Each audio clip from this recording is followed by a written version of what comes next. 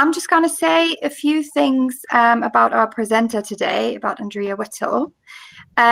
She is joining us from Newcastle, where I'm also based at the moment, actually. And she is a professor at Newcastle University Business School. And she has a position there at the moment as a chair in management and organization studies. And she's teaching in management of change and strategic management. So you might wonder how this fits in here, but Andrea has a really impressive and extensive record on publications around discourse and discursive approaches in business settings. So there was quite a few topics we could choose from to ask her to present on. For instance, Andrea has taken an ethno-methodological perspective on several institutional settings. She has published on identity work in organizations, and most relevant to me, probably because I used to be her PhD student, or she was my first supervisor for 4 years, was her work on the financial crisis and austerity. So she has published papers that take discursive approaches on professional legitimacy, accountability, and agency of actors and institutions that are arguably responsible or involved in the financial crisis. So today, this is partly relevant for her talk today, because we're talking about legitimacy, and we're talking about authenticity and its discursive framing in the public sphere by the media. But today we're talking about Jeremy Corbyn, which we thought was quite relevant since he has been recently suspended from his own party. So Andrea is going to speak about 3 papers she has recently published with colleagues on Jeremy Corbyn's time as a Labour Party leader from 2015 until 2019. And she's going to present, if I understand correctly, those each paper one after the other. So there will be a short break after each paper presentation where you can ask questions. You can either use the function at the bottom of the screen which says raise hand, and then I'll select you and you can ask a question, or you can also post in the chat and then I'll read out the question as well. And you have 2 opportunities to do so. You can, like I said, either say it after the paper, or if there's questions that come up as you hear more about the topic, you're very welcome to also ask questions after the presentation is over. So we're roughly planning on 30 minutes presentation, 30 minutes discussions, just to give you an idea. Okay. So without further ado, Andrea, you can take the floor. That's great. Thanks, Stephanie. I'll just share my screen.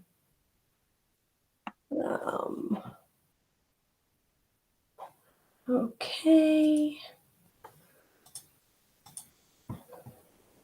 Great. I hope you can all see that okay now.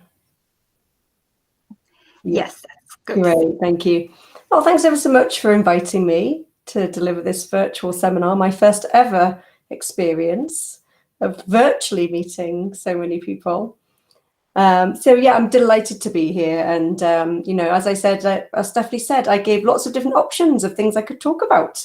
I could talk about membership categorization analysis and how it's being used to study the world of business and management and organizations and work. But in the end, we decided that maybe some recent work that I've been doing on Jeremy Corbyn could be more relevant. And as Stephanie also mentioned, wow, couldn't it be more relevant right now? We had no idea when we started this project 5 years ago that someone who was widely reported to be probably a very short-term leader of the Labour Party could have lasted so long in that role, despite many leadership challenges. And even still today, having stepped down as leader, still be in the press, and authenticity still being quite central to the way that his leadership is being understood. So why on earth did we decide to do this paper, or this series of papers that came out of this joint project? It simply came from the fact that we were all fascinated by the fact that when Jeremy Corbyn first came into the scene during the 2015 Labour Party leadership contest, authenticity was absolutely at the heart of how he was being framed in the press, but more importantly, how he himself was describing his USP as a leader. He was presenting himself with the slogan, straight talking, honest politics, as being the very antithesis of everything that we've grown to know about politicians and everything we have grown to loathe about politicians and their inauthenticity. So he was framed by his own media team, as well as in the press back in 2015, as being the very opposite of a typical politician and the inauthenticity we're used to. So rejecting the politics of spin, rejecting the use of scripts and sound bites, rejecting the manipulation of the media to get a particular electorally popular message across, and rejecting the kind of flip-flopping of position that we associate with politicians when they change their mind suddenly about a particular issue based on where the winds of the electorate are going. So this led us to form a team of researchers who would then probe into this media coverage just of the very short and unexpected victory that Corbyn had, going from rank outsider.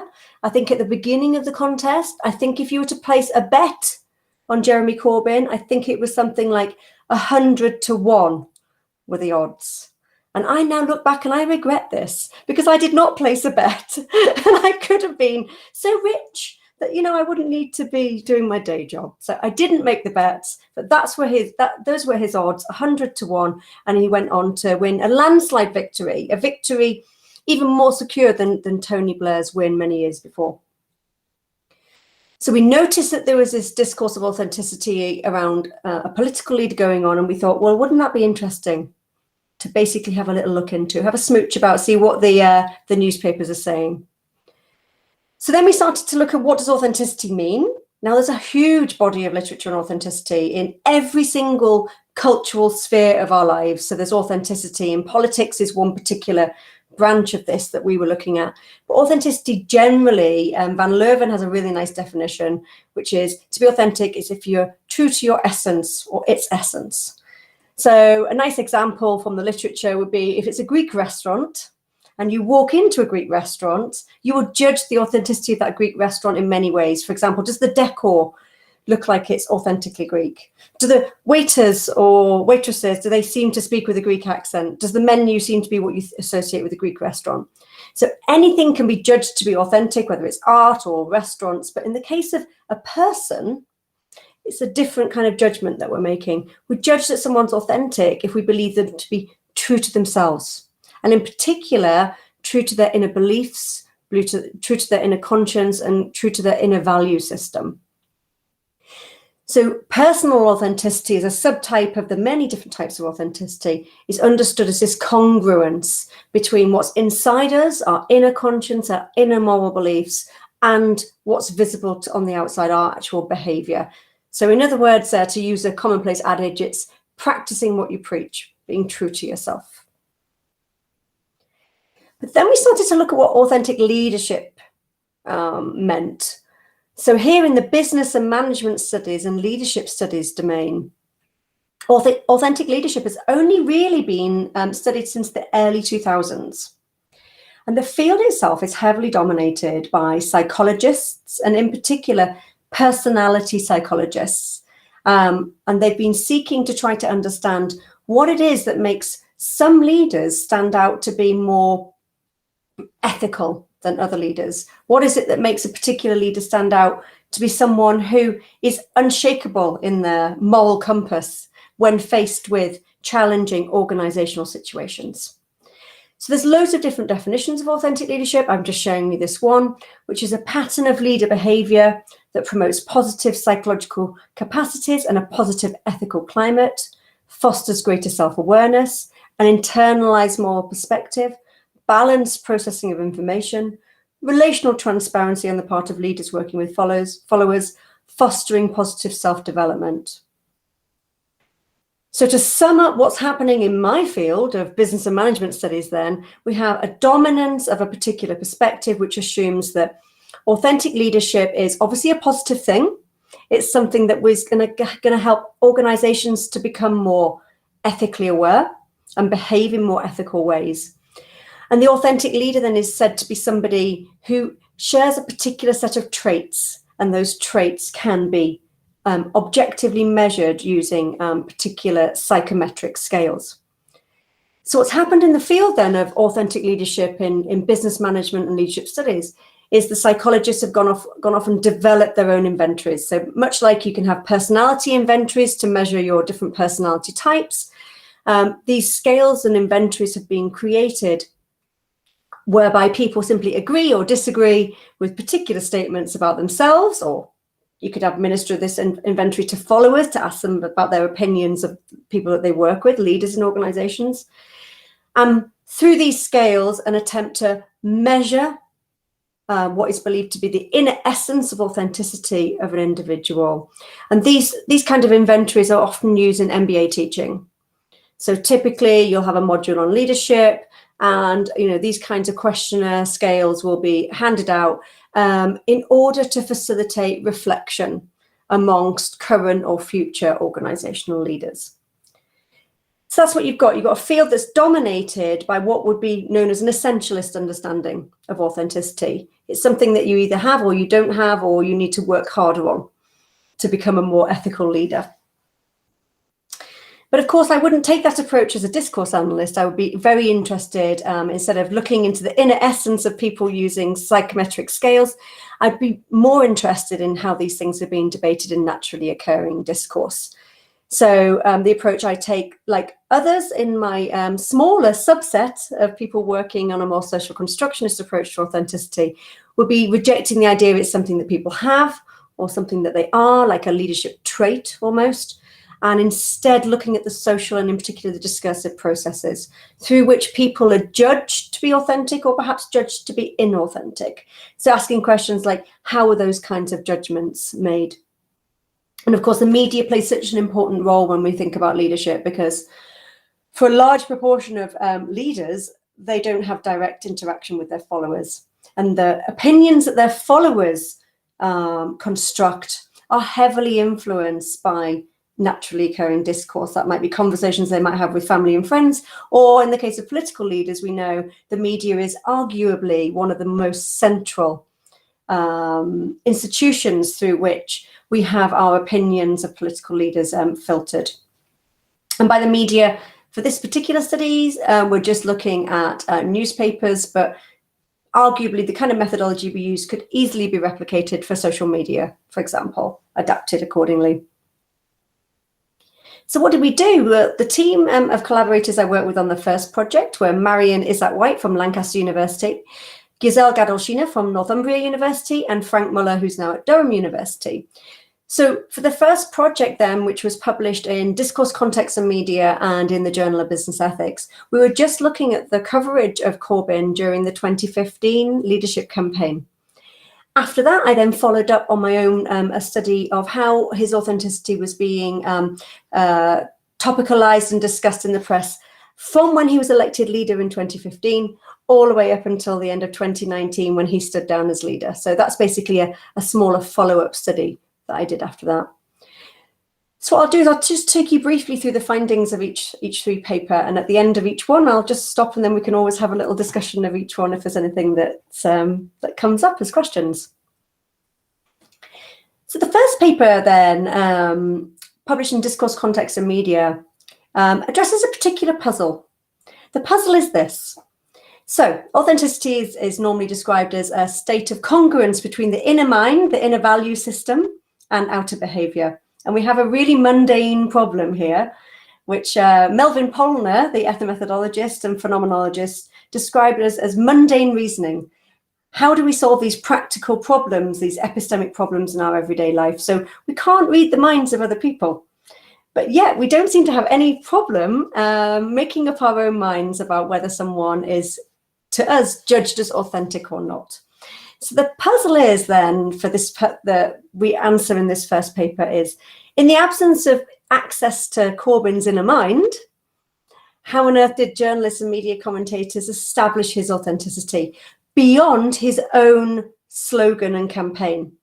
So his own slogan, straight talking honest politics, was claiming authenticity, but were there other methods that were used to solve this mundane reasoning problem? How do I know that Jeremy Corbyn is really authentic? So what we did was we, first of all, had a little look through the top 6 UK newspapers by readership, including the Sunday version as well. And at first, we searched for Corbyn and authentic, and we didn't get really enough to do a proper discourse analysis on. So instead, we searched for Corbyn and leader or leadership, and we actually did a more grounded inductive study of all of the ways in which Corbyn was being described as a leader in the top 6 circulating newspapers in the UK. So our methodology was attempting, although it didn't always work this smoothly, attempting to separate discussion of his policies, which would really have been a very different kind of analysis, with discussion of his personal leadership characteristics or traits. And we were very interested in this point made by Van Leuven, where he talks about if we're to judge authenticity and we don't have this direct access to be able to find out what's actually going on in people's minds, what exactly are the cues or the proxies that people might use to be able to reach that judgment, reach the judgment that, yes, that person is indeed being authentically true to themselves? So for this particular paper, we use ethnomethodology as an approach to studying the ethnomethods, the members' methods, the reasoning procedures through which people go through this logic of figuring out when someone's being truly authentic without actually being able to look inside their hearts or minds. So what we found in this paper then is that there was actually 3 different clusters of reasoning procedure that were used to establish the fact that Corbyn was actually authentic, not just that he claimed to be authentic in his campaign slogan. The first method we called the consistency method, and it actually had 2 different parts to it. The first was that there was a belief that if someone was consistent over time, then that was a proxy or a cue or an indicator of his authenticity. So we found a very, very frequently mentioned facet of the discourse was the length of time that he'd held those values.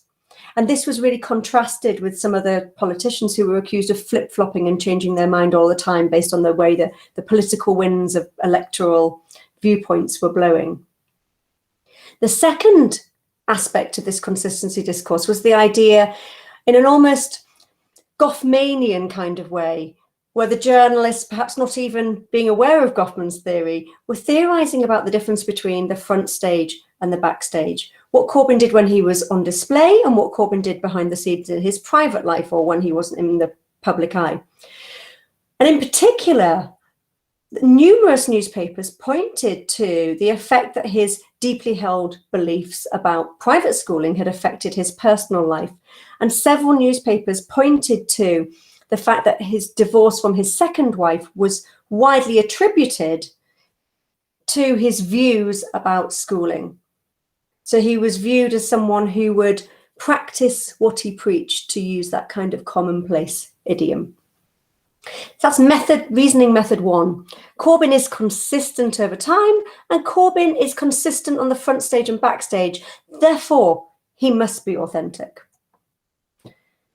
The second thing we noticed when Corbyn was discussed in ways unrelated to his policies was really around how atypical he was as a politician.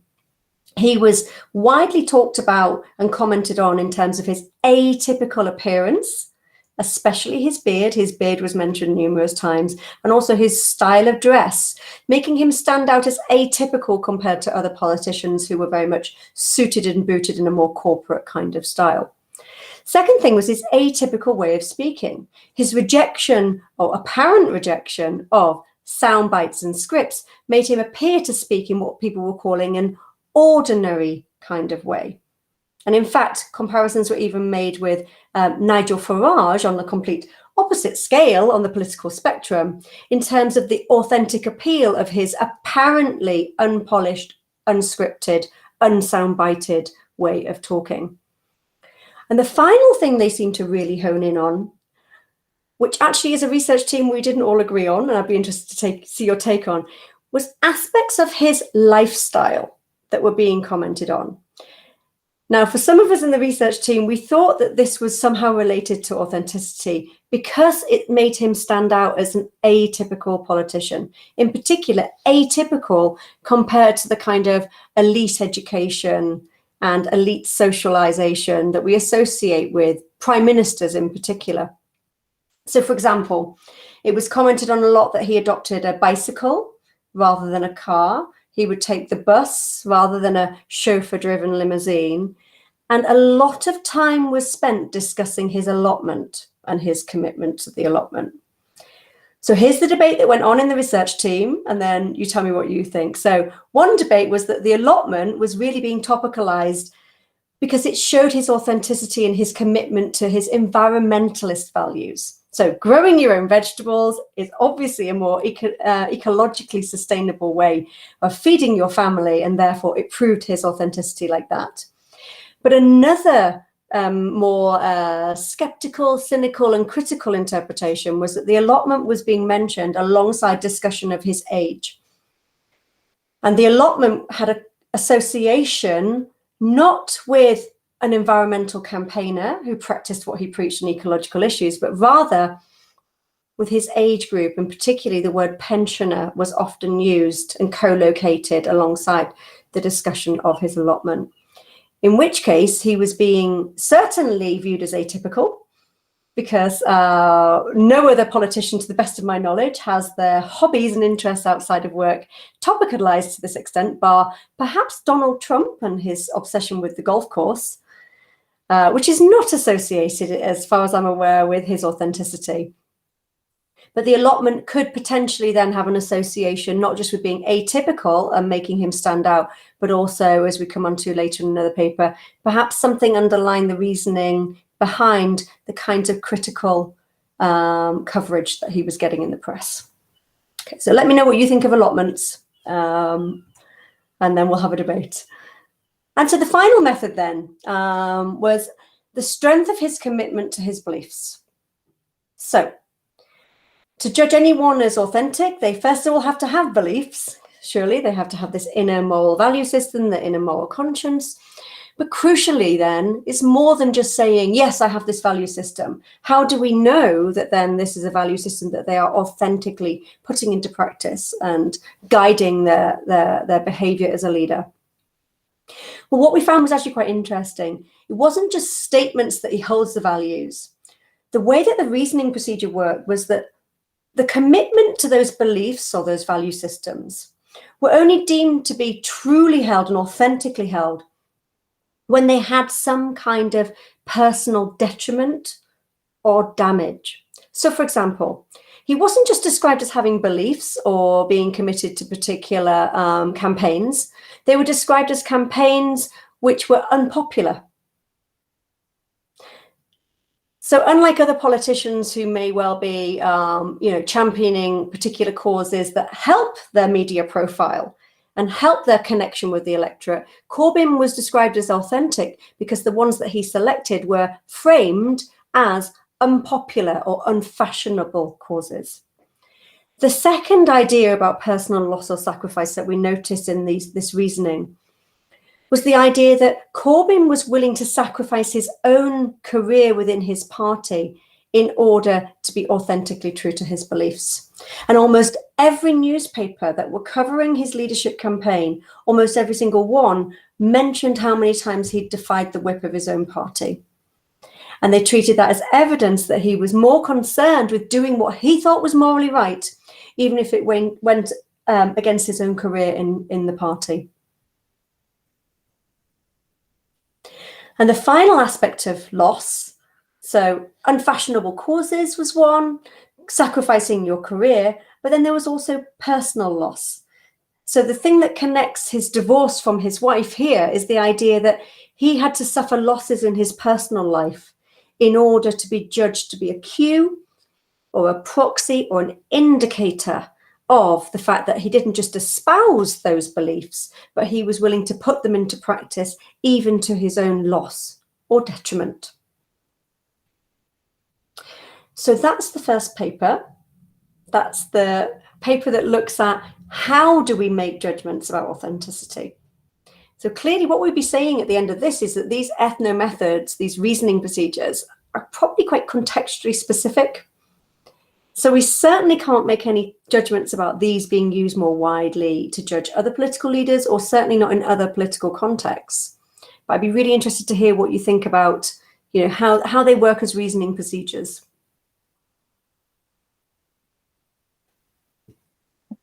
Okay, thank you.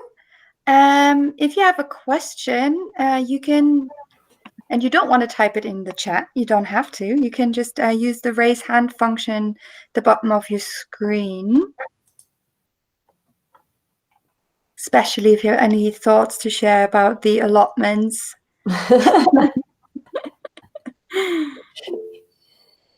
Yeah, I can see, is it Cynthia? Cinzia, yes, Cinzia from University of Rome. Hi. Okay, thank you very much, Andrea, for your super interesting talk. And I'm a linguist as a background. My background is in linguistics, what actually struck my attention was the idea of what you call what is called the personal authenticity. And I was thinking, and again, the congruence of the out and in self, and again the inner mind. How can we know what the politician actually thinks? But my question was, aren't we in this case considering a rather static idea of the self? So of course politicians are usually, not only politicians, even normal people usually change their minds. But is that unethical? Are we considering that unethical, or is it simply related to the fact that the self actually evolve during a certain period of time? Yeah, thank you very much. Sure, that's a really interesting question, because that's actually a criticism that's already been played out, certainly in the authentic leadership literature. So the mainstream kind of literature, the kind of psychometric scale kind of literature I was mentioning, has been widely criticized for exactly that, for having this kind of naive, realist understanding of the self, as if there's this single unified being that's consistent over time. And certainly scholars who have been more inspired by, say, Goffmanian thinking have long been, criticizing this idea of the true self, and especially this understanding that to be effective as a leader, actually, at its very heart, it's about impression management and about adapting to different contexts, and actually not just having a single, unified, consistent self, but to be able to understand the requirements of a particular context and play the role that's required of you. So understanding identity more as a role performance, rather than something where you just go in and speak your mind. I mean, at its absolute extreme, Ibarra has published a paper saying, at its absolute extreme, these kinds of leaders would be highly ineffective, because someone who just goes in and ignores all sorts of, social niceties and ignores all sorts of pressures to play the role in an appropriate way would simply be going in and saying exactly what they think all the time, which for leaders is, arguably quite a problematic thing to do. And the second stream of kind of criticism, so one of them has really come from the Goffmanian stream, where they've pointed out that we don't have a single identity, we're constantly playing roles. The other stream has really come from the emotional labor literature. So the emotional labor literature has been pointing out for a long time that, effective leaders are by definition having to sometimes fake it, having to sometimes put on a show to display what's appropriate, not necessarily what's going on inside. And so that kind of is the second line of attack against this naive realist understanding. The way we approach it in this particular paper is actually a bit different, because we're looking at ordinary people's reasoning. So we're not looking at academic constructions of authenticity. We're just looking at journalists or the people that journalists might be interviewing and then citing in the newspapers. And if those ordinary people, those members of society, have an understanding of identity as, one single self, then we wouldn't really be then levying a critique at those people. We'd be seeking to understand how their reasoning works. Does that make sense? Absolutely. Yes. Thank you. Thank you very much. Thank you. Yes.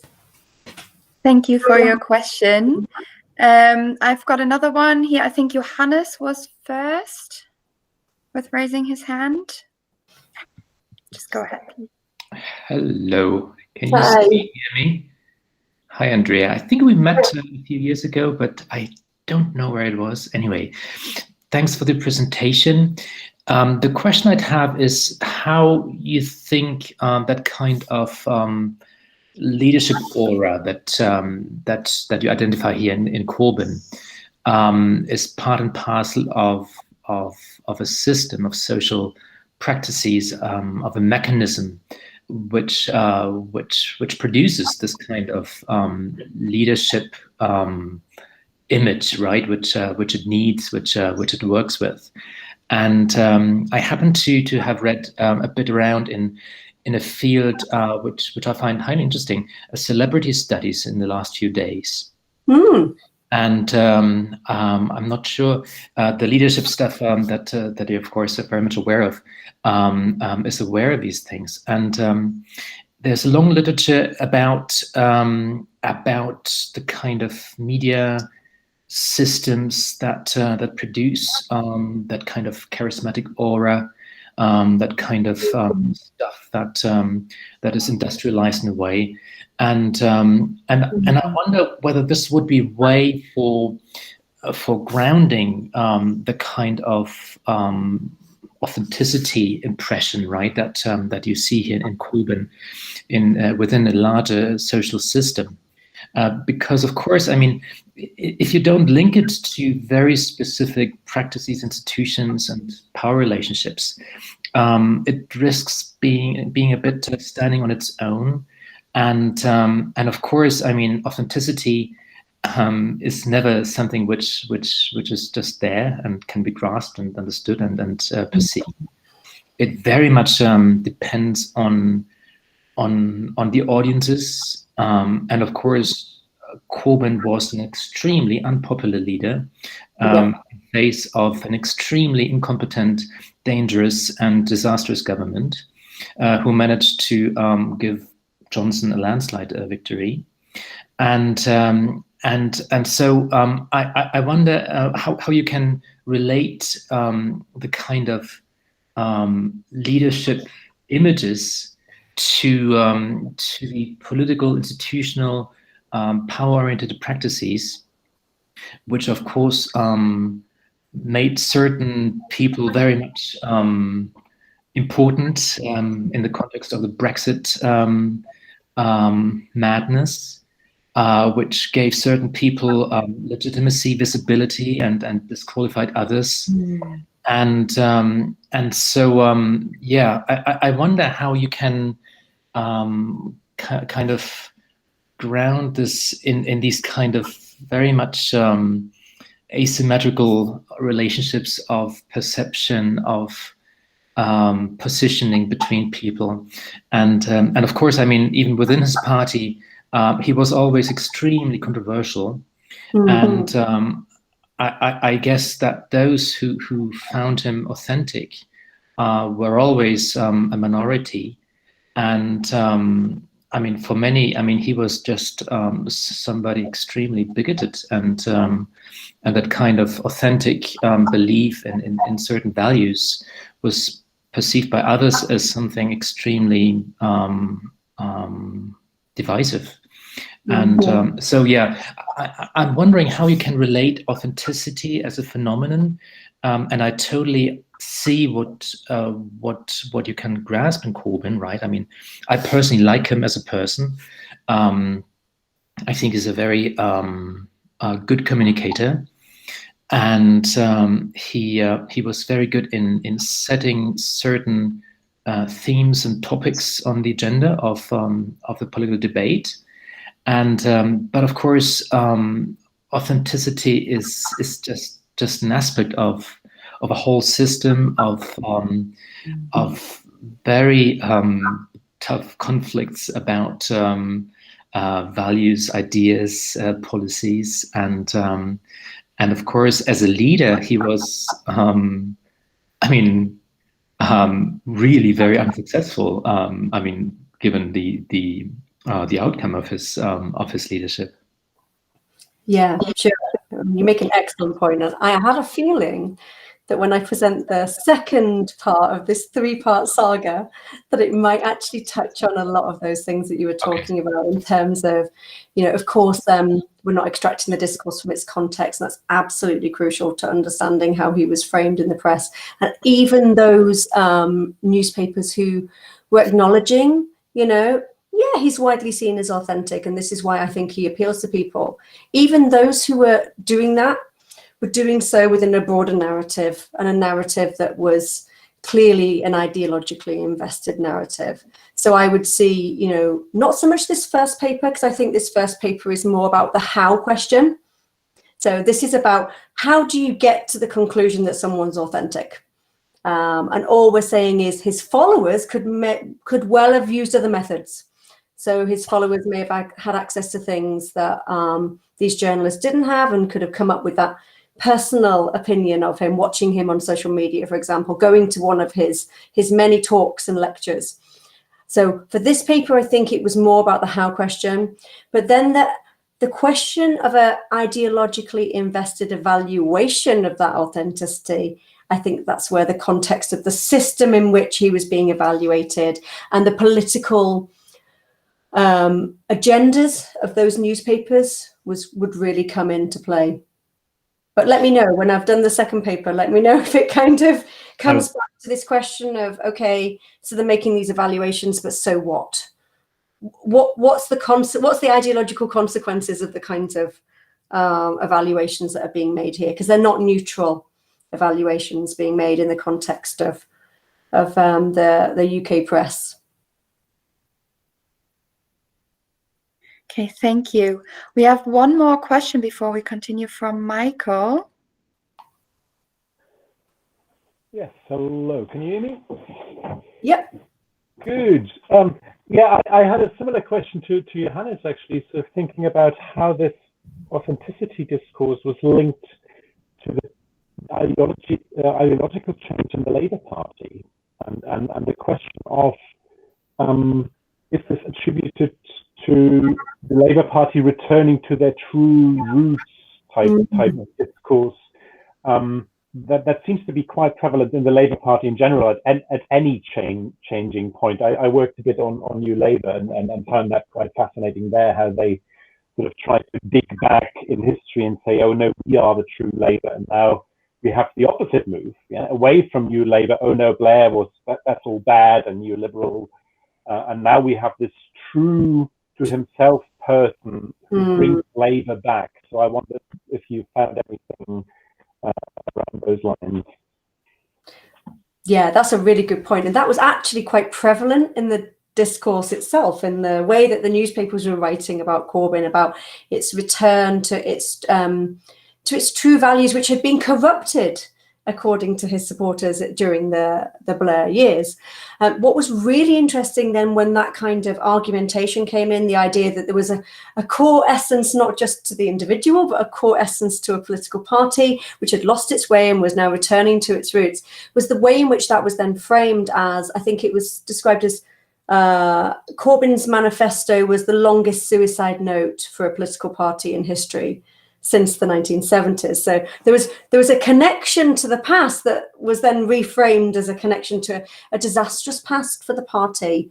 And in fact, this tension between being true to the values of what certain factions in the party view as the true values of the party, and whether that so-called authentic position is worth sacrificing electoral success for. And this tension, and actually that's the central part of our second paper, the tension between being principled and being pragmatic. And the idea that effective leaders aren't just those that are strongly holding a set of principles and uncompromising in their adherence and their implementation of those strongly held principles, but that actually effective leadership, according to this counter discourse, effective leadership is actually the ability to recognize that other people don't always agree with you, and that perhaps less of the electorate might agree with you. And that therefore to be an effective leader means actually knowing when to adhere to your inner principles, but also knowing when to abandon them and compromise and move towards that middle ground. So that was absolutely, you're spot on right, it was absolutely central to this entire debate about authentic leadership. And funnily enough, the second paper, hopefully, I'll show you some quotes which show exactly how that worked. Okay. Thank you to those of you who asked a question, to Andrea for these comprehensive answers. Shall we move on to the second paper then? And if you have any more questions, I'll keep an eye on the chat. If you want to post them in there as well, that's fine too. Okay. Great. So actually, the second paper will hopefully bring us on to what we've just been discussing, which is not just the how did they decide that he was authentic? It was, how is it possible, given what we know about that kind of mainstream literature, authentic leadership is good. Authentic leadership is good for organizations, it's good for society, we need more authentic leaders. The question we ask in this paper then is, in light of that initial starting position in the mainstream literature, how is it actually possible that the newspaper coverage was so negative around Corbyn? This has been something that's been proven by, discourse studies and communication studies in Birkbeck. Loughborough University have run their own studies to show that the media was consistently biased against him. So the question for authenticity then, forgetting criticism of his policies aside, the question for authenticity is this: how is that possible? How can you take something which normally is associated with a leadership strength, and how did the media manage to turn it around and turn it on its head and use that back on him to levy criticism against him? And this is a paper we published in the Journal of Business Ethics. So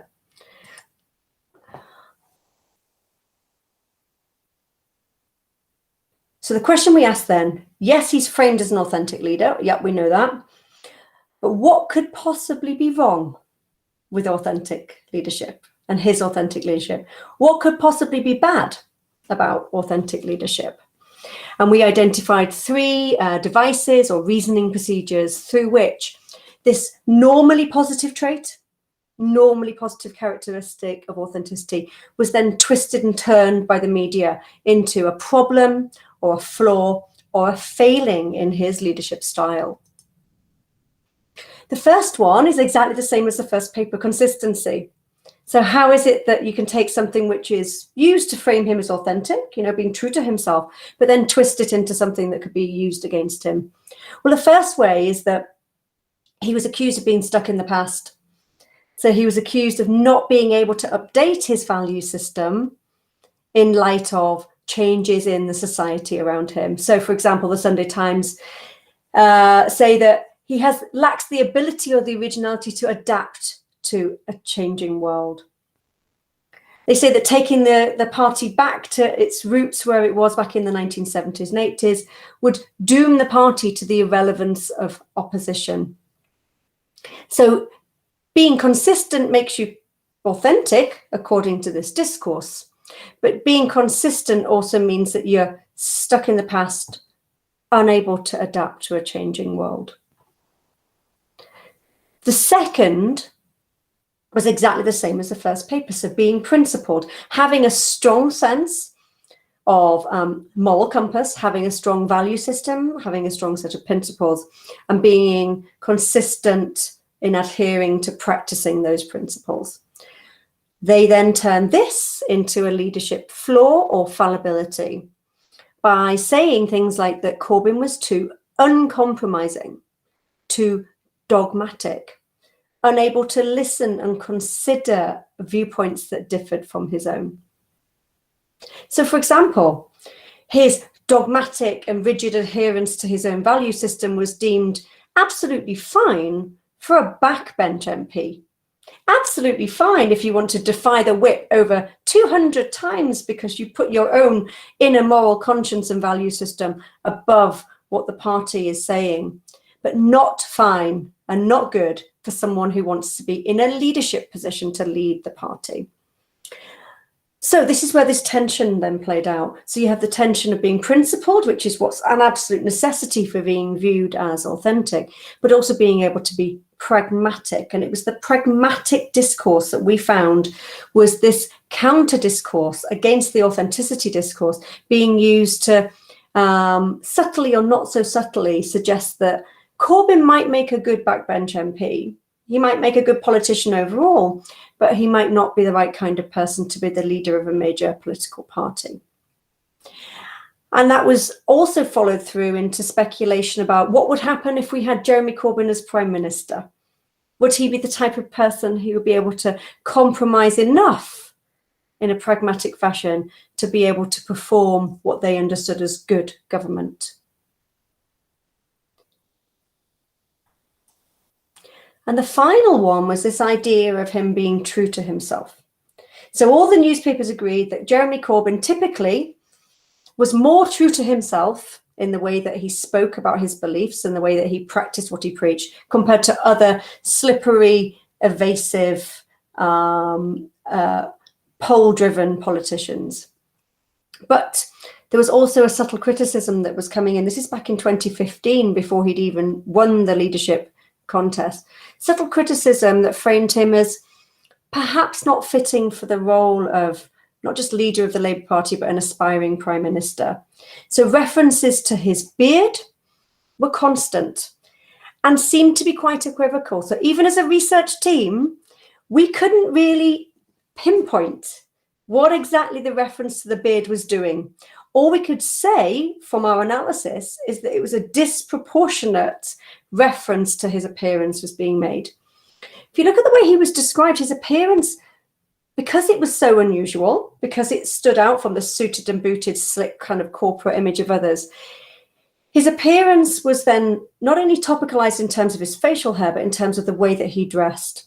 So he was described as being like a 70s geography teacher. So this kind of implicit kind of categorical contrast or analogy was being made, where Corbyn may well look and appear to be suited to a more mundane and pedestrian occupational role, like a geography teacher, for example, or a lab technician is what someone else described him as. But implicitly, we just felt that this was a way of doing criticism. By saying he's authentic and stands out because he dresses the way he wants to rather than the way he conforms to our expectations of a politician, it may well make him appear authentic, but it may well make him appear less prime ministerial. And again, the allotment came in here, where we, in this particular paper, tried to tease out whether it's a source of praise. So is he being praised for having an allotment because it's something that proves his commitment to his environmental campaigning? Or, on the other hand, is the allotment being brought in as a subtle way of performing criticism? So the crumpled character of Jeremy Corbyn, a pensioner happily pottering around his North London allotment, who suddenly discovered that his vintage leftism is strangely fashionable. There was long lists produced in some newspapers, long lists of the types of vegetables that he was cultivating, supposedly, on his allotment. And we couldn't help but suspect that perhaps the way in which this was being brought in was a way of the newspapers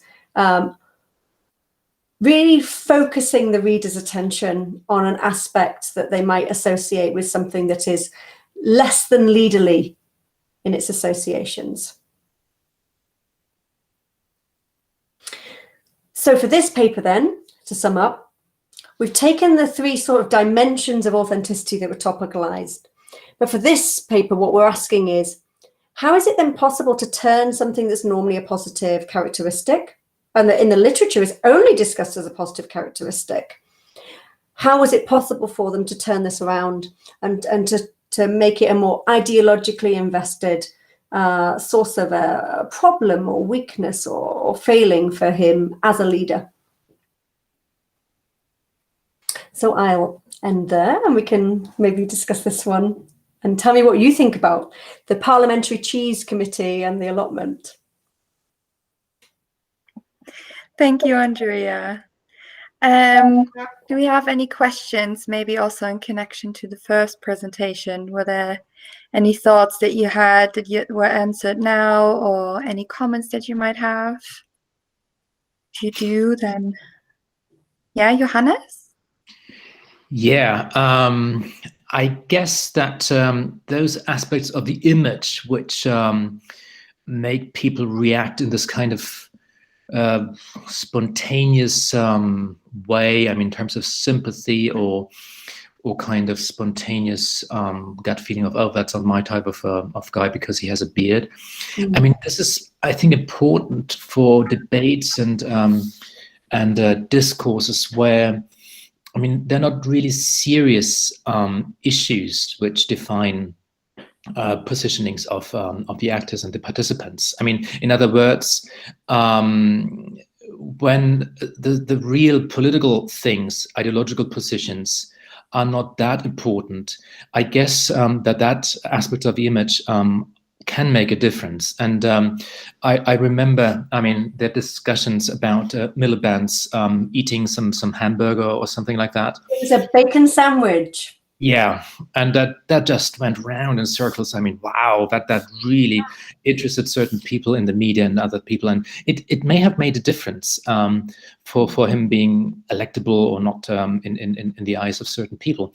But I guess the real kind of stakes are those which make people feel being let down or kind of being represented by people like Corbyn, and Corbyn. I mean,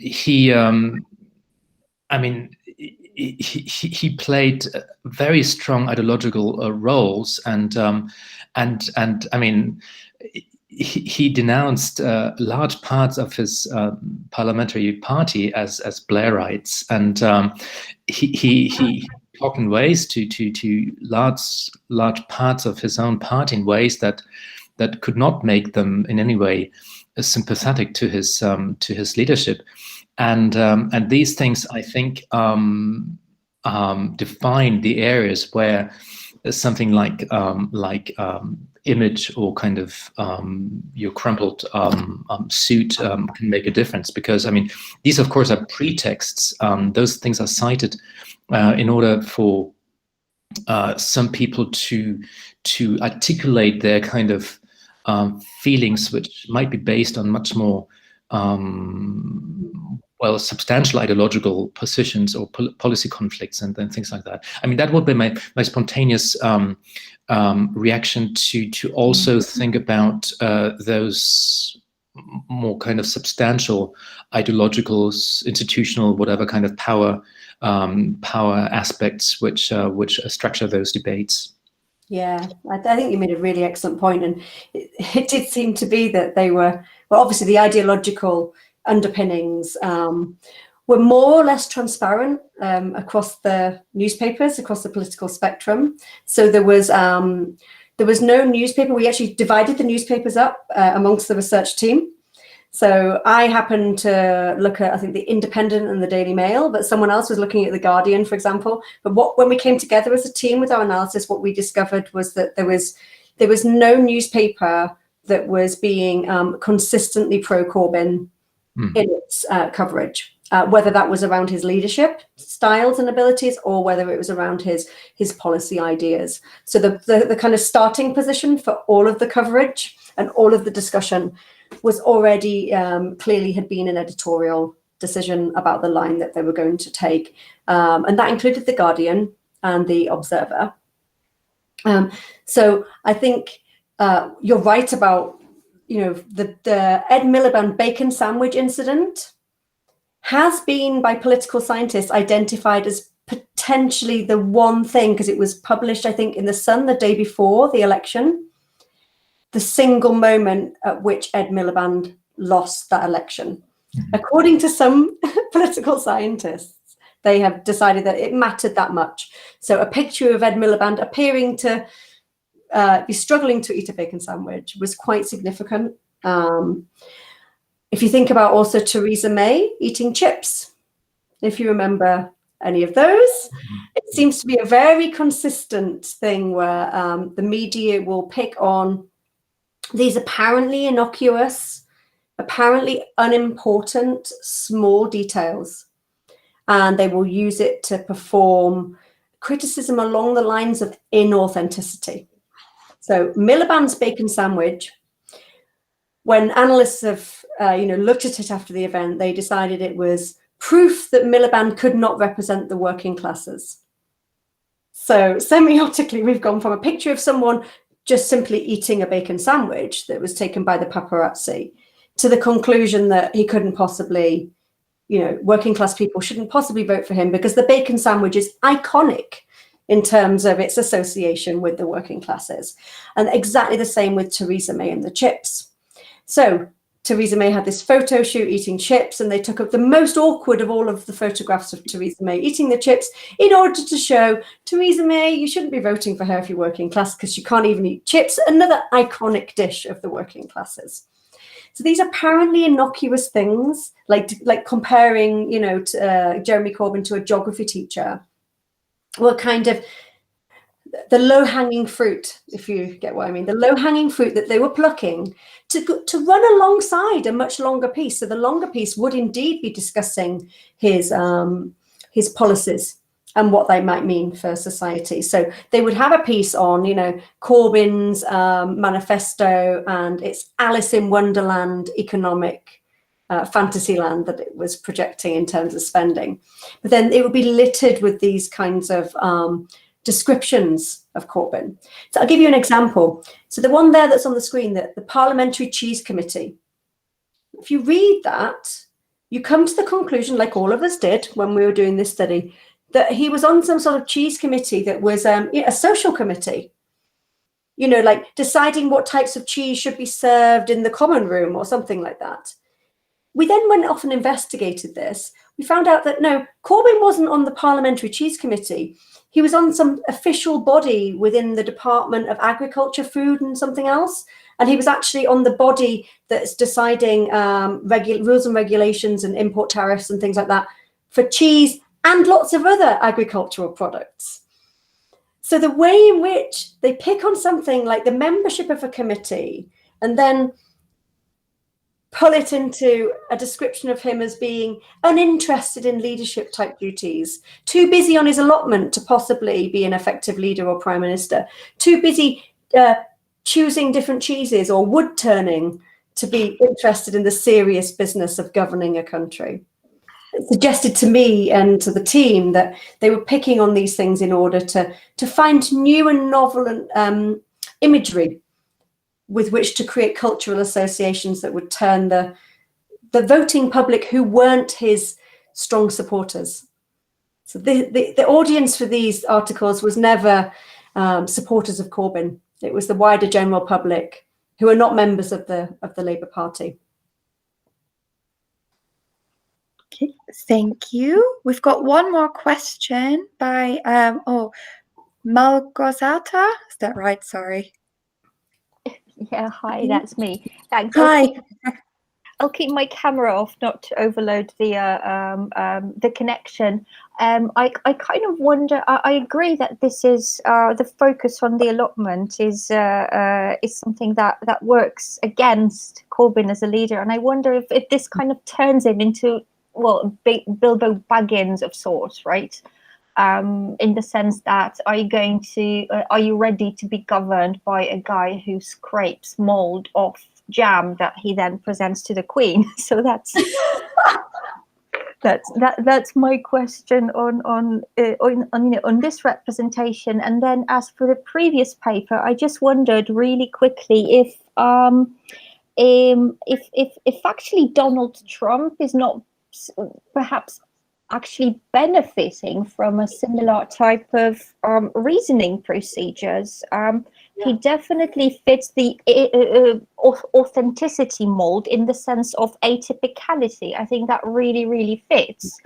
And I really wonder, I'm not sure the rest of it is, I mean, well, it's a really complex issue, but perhaps there's, this is a system that gives us, the Jeremy Corbyns, but also the Donald Trumps. I wonder if you think there's something to it. Thank you.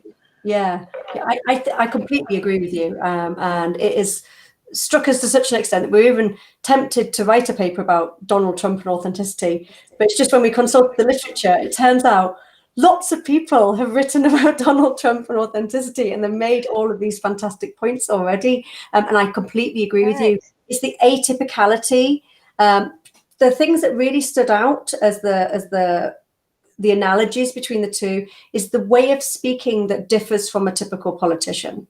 So the more unscripted Trump appeared, the more his followers liked that off the cuff, perhaps making gaffes and goofs all the time. And of course, we can all laugh at that. But for his supporters, at least, that was seen in exactly the same way as Jeremy Corbyn. So it's fascinating. One of the reviewers, actually, of the final paper I present made this point that it's really important to understand this as both connected to the political ideologies going on here, but also independent of them. Because one of the articles made a direct comparison between Corbyn and Farage and said, look, they're the opposing sides of the political spectrum, but both seem to have this authentic appeal, and they linked it to being seen to be uncompromising. So it doesn't matter how unpopular I am, I'm going to have these beliefs. In fact, unpopularity is good because it proves that I'm right. It proves that I know what I'm doing. And secondly, it's the way of speaking. And we did a little delve into the political science literature and discovered that this unscripted appearance, because that's what it really is, because the more you read political science literature, the more you realize it's carefully crafted to be appearing unscripted. Mm-hmm. In exactly the same way as a kind of Steve Jobs style CEO speech appears to be unscripted, but it's very carefully scripted. But nonetheless, from the perspective of the commentators, from the perspective of followers, it appears this unscripted style is the very, very thing that makes these people appealing, despite of the fact that they come obviously from opposite ends of the political spectrum. So yeah, I think it's excellent. You know what? I actually think it's really important that it's the speaking style that's paramount. I'm based in Poland, and we had a really interesting case of in a very homophobic country. There was a homosexual mayor of one of the medium-sized Polish cities, and he took up cycling to work, among other things, which is very untypical. But this was not actually perceived as a hallmark of an authenticity at all. It was, I think quite the opposite. He was perceived as having this really smooth PR machinery behind him. Yeah. And the speaking style he had was very scripted, and so it's not the cycling, it's not the jam, right? It's the speaking style, I think.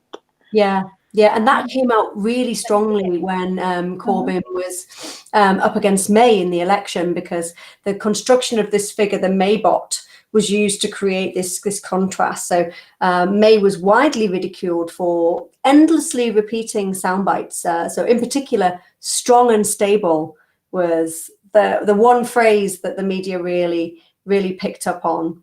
And that was then contrasted to the fact that Corbyn appeared to be speaking in a more off-the-cuff, unscripted style, despite the fact that the sound bites that he had for that particular election, I think it was for the many, not the few, was still in every speech that he gave, and it was emblazoned on the podium when he gave every single speech. So he had the same media machine going on behind him.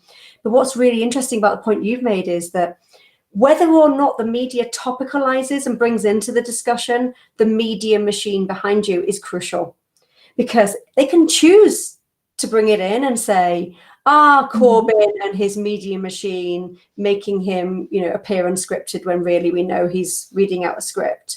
Or they could choose not to do that. They could choose to leave the media machinery, which operates behind the scenes of every politician to more or less degrees. They could choose to just leave that out.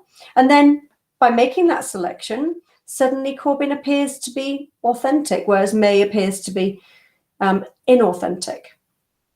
And the outcome of that particular election surprised Theresa May more than she was anticipating, given that she thought she'd have a landslide victory and increase her majority in that election.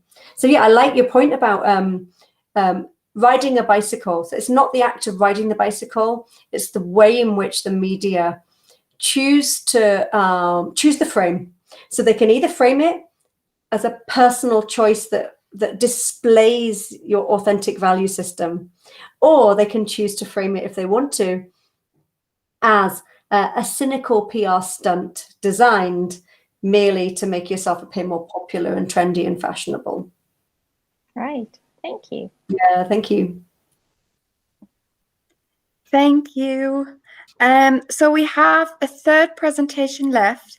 I see that we are a bit over time, but I mean, I think most of us might still have 10 minutes left. Those of you who don't, it's fine if you have to go. Yeah, it's fine if you have to. Yeah. But yeah, let's go ahead with the third part of the presentation. Great, thank you. So the third part, we just follow up on the first study. So the first two papers were just about the 2015 leadership campaign. And we spotted that there was a special issue on authentic leadership and thought it'd be quite a good idea to maybe follow up and see how did the press cover Corbyn's authenticity from when he was elected leader September 2015 all the way through to December 2019 when he stepped down following his catastrophic loss in the general election. So for this particular one, slightly different methodology, searching for Corbyn and authentic in all the newspapers. We didn't just look at the top 6 by readership. And we're just looking at how the word authenticity was explicitly used in the framing, because we had a much bigger, obviously, time frame. So couldn't quite read everything that was ever written about him on my own in that 5-year period. So what I found then in this last study, which I did on my own, was that there was 3 different discourses. The first one said that Corbyn is still authentic. And at various points during his tenure as leader, he was described both in more supportive newspapers or more neutral newspapers, but also by newspapers that were normally writing bad things about him. His appeal and his authenticity was deemed in some of these comments to be still alive and well. So his supporters were referenced quite frequently in terms of how they themselves still viewed him as authentic, despite all of the challenges that he faced as leader, which put him into more positions where his authenticity was challenged or potentially compromised. He was still described as this atypical speaking style we were just talking about. He was still described as being able to speak his mind, and that ability to appear to be unscripted and to speak his mind and to speak with conviction based on his inner beliefs, rather than something a spin doctor had told him or what the latest opinion poll was suggesting he should say. So he was still viewed as authentic through his way of speaking. So the lack of calculation, the lack of spin was still mentioned. And it's really noteworthy how this acknowledgement gets brought into what we would view as the more typically right-wing press. So, for example, in the Daily Mail and the Daily Telegraph, they would still write articles, which even though the overall conclusion might be more negative towards Corbyn, they would still litter in examples of how they would explain his appeal. And the appeal was not then attributed to necessarily the correctness of his political position or the benefits of his economic or social policies, but rather the idea that his followers are still in love with him as a result of his perceived authenticity.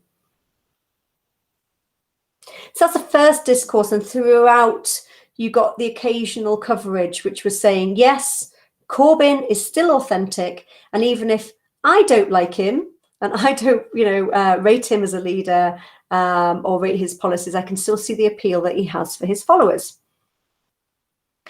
But then there came along criticism around Corbyn's apparent authenticity being a facade or a charade. Two particular mediatised events got discussed most. Those were Traingate and the controversy over the Queen's Christmas speech. So I'll go through them both in turn. So Traingate, as it then later became called, started off with Corbyn shooting a video that was on social media where he is sitting on the floor of a train, saying that the train is completely ram-packed and so full there was no seats available, he had to sit on the floor. And this was a pretext to him then launching his manifesto pledge on renationalising the railways. The Traingate saga occurred when later photos emerged showing Corbyn walking past rows of empty seats in order to then film this footage on the floor of the train, and then after having filmed it, returning to his seat. So the media obviously had a field day on this and described it as completely undermining his claims to authenticity. So, for example, the Telegraph said it threatens to tarnish his claim to be honest and straight talking. The Times also said it burnishes his reputation for humility and authenticity. And they concluded that he's not even delivering the authentic and honest politics that he promised. So they threw his campaign slogan back at him in relation to the Traingate saga. He was described as just basically succumbing to the same tricks as all politicians do, creating lies and spin in order to push his politics. The second controversy that got most discussed when people were questioning his authenticity was the interview that he did with ITV, where he was asked whether he watches the Queen's speech at Christmas. Corbyn replied, "It's on in the morning. Usually we have it on." He was then corrected by the presenter, Julie Etchingham, who corrected him and stated that the Queen's speech actually aired at 3 p.m, to which he said, "We don't watch television very much on Christmas Day. There is lots to do. I enjoy the presence of my family and friends around Christmas." So he was widely condemned in the press as a result of this, in a variety of different framings. So some of the newspapers were what you would call more generous in their interpretation of this particular incident. So the Independent described it as a tangle. The Mail on Sunday described it as a muddle. Others went much further and directly accused him of lying and breaching all of the claims that he made about authenticity and being straight talking and honest in his original campaign.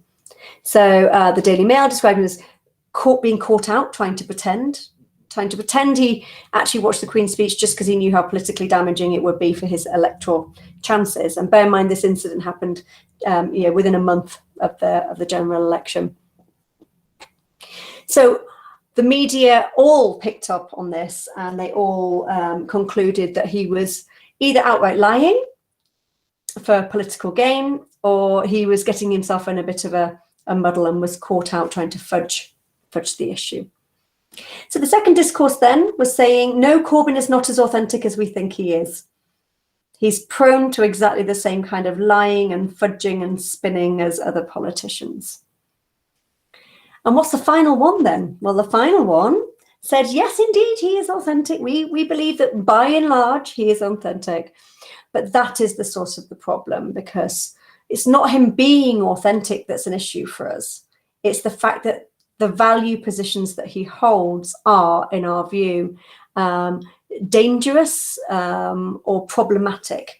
And there was 4 issues that were discussed. The first is, yes, he might be atypical in his way of speaking and speak his mind, but in the long run, for someone who's going to take up a leadership position, that's a problem. So he hasn't got the media profile and the ability to manage and manipulate the media needed of a successful political leader. According to the Independent, he needs to master the art of message discipline. Second problem then they identified was, can he actually hold his party together? So if he's dogmatic in their view, in his adherence to his own preferred ideological position, then will he be able to unite what is a broad church of a party? The third problem then was electoral appeal. So he may have a strong and steadfast commitment to his political viewpoints, but it was topicalized the fact that the general public might not share those same value systems. And if he was unable to compromise and move position towards the centre ground, then he would be unable to gather votes from the more moderate centre ground voters. And finally, in the most extreme of all of these forms was an actual attacks on the morality of his positions. So two in particular, Trident, his anti-Trident policy, and his Republican views were widely condemned.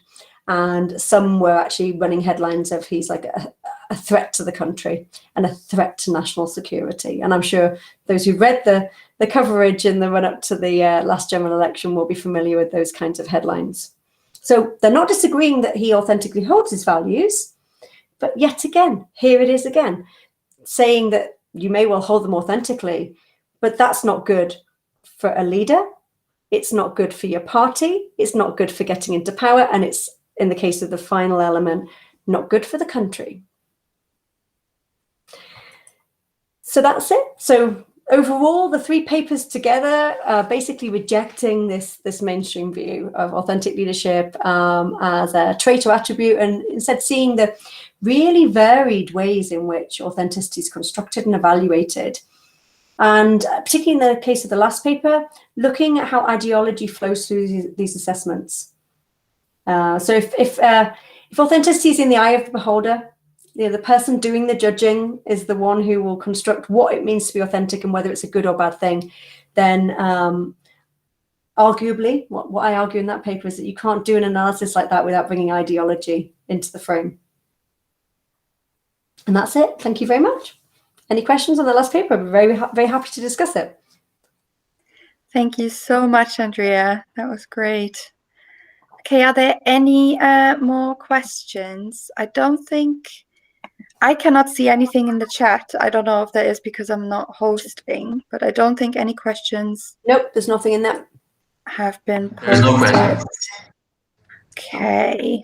So if anyone still has a question that hasn't been answered yet in the previous discussions, feel free to raise your hand. No, I think there's... It keeps blinking up at the top that people are there, and I keep thinking it's somebody's raising their hand. Okay. Well, thank you so much, Andrea, for sharing these three papers with us and for the discussions around these papers. I think we're all coming from slightly different disciplines and bringing into this discussion very different experiences with discourses around leadership depending on the countries that we're in. I mean, just the questions that came in from Poland or from Italy, and we discussed the States in relation to this as well. And I kept thinking about the points that you made about contrasting Jeremy Corbyn and his allotment and his beard to what we would usually think is how a prime minister is, what he's doing in his free time, or how he's dressing, or how he's behaving, or how he's speaking.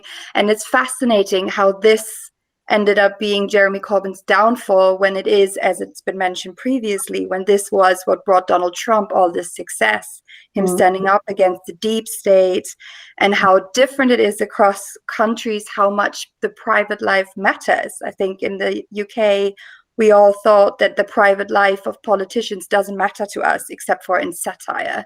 Whereas in the United States, your private life, who you're married to, where you go to church, all of this matters so much more.